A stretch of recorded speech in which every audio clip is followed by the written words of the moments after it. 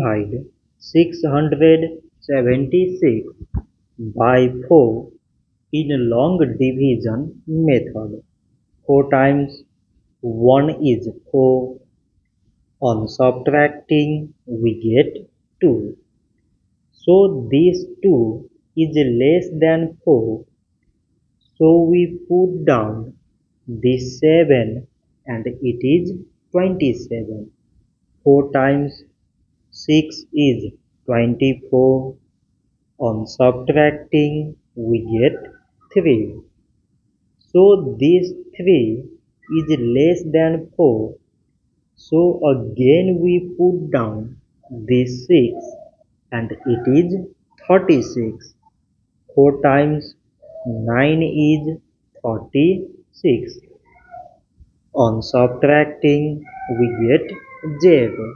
So 676 divided by 4 is 169. So this much for today and thanks for watching.